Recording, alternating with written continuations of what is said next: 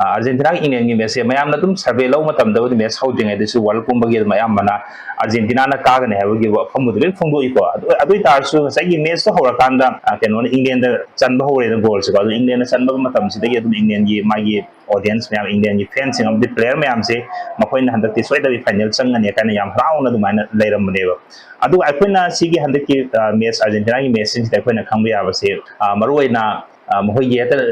half ki matung se mon gar gar taksil la kanda goal san bagi system ma Argentina handak tawi ba ko fen mamang Egypt da ya to pa game kha u he na adu ngarang sung tawi na aduna mayam si hoi thina bu dingang nei ko Argentina si mayam na du ne na mai mangi ngang na bu di ya we du taseng bagi di hai bani ma se khoi na negative om da so sap loi si ko ai di Argentina si yam phatta bu rom du khaloi si hai traga di madu gi ngarang gi game du sum yam laina hoi England ngam bi arab ne ba du ko laire fiam no me anu khangbi re ko adum aduna Argentina se haiba player nga tani ko ayam baduna fajana dum Messi si sanai aduga Messi si khwaidagi senior most amoina laiba player sing dun yamna discipline line adu respect to bugi post dum ui dune khoina fajana dum sanai ko dum defense we aduga attack to dum haire ko sema laire aduga aduna hojik final si khoi Argentina ga Spain ga tare ko aduga Argentina Spain ga tabasi taseng mo ai wakhal ladi Argentina Spain ga tabas Argentina si khalai thokpadi yaroi dori ko maram di Spain gi nahan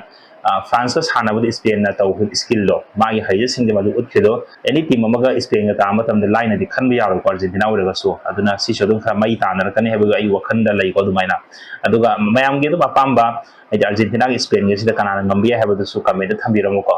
aduga makha ta badaina laksa dui se hojik koina FIFA World Cup anung sida World Cup ki wari ngata tawi ngai da som de Middle East de phanyam le sinra le me ko lan taro kanda USA Iran ni badana yai khaina ra me ko hojik se aduna video si makha ta tu ne is mayam da ina request amatang tawjari madu de ko yi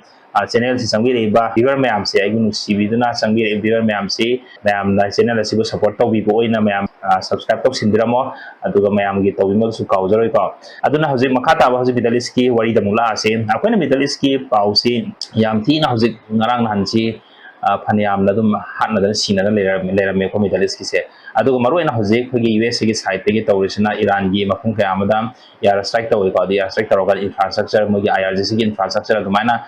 thuga ye khabe gi wari shi awre duga gi civil hospital hai tare mo gi hospital am so dumaina attack taw sida palaga mi khara sibana bagi wari shi Iran manung di yawre ko aduna USA ki side tabu di adum haibe khoi di military de attack taw bane duga khoi civilian ne taw de kaina adugu akoina history USA history yeng matam de USA na ngasi phobda haliba lan gi ming sang ma khoina haliba khoi civilian me amse haidi lan da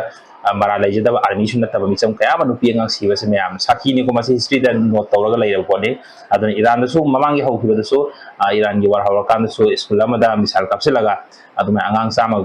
drama nga dumaina hatkidana aduna ngarang handagi horiba lan anu bosida so bagi miyo misam se kuntra manga dumaina sire na pau yawre eno so tongan ba defend hogi international media sing yawre ko Iran manung da miyo misam kuntra manga sire na aduga sigi retaliation oina Iran gi side gi so mahogi hogi US gi army base lairiba Middle East lairi mi am se sida so fazala dum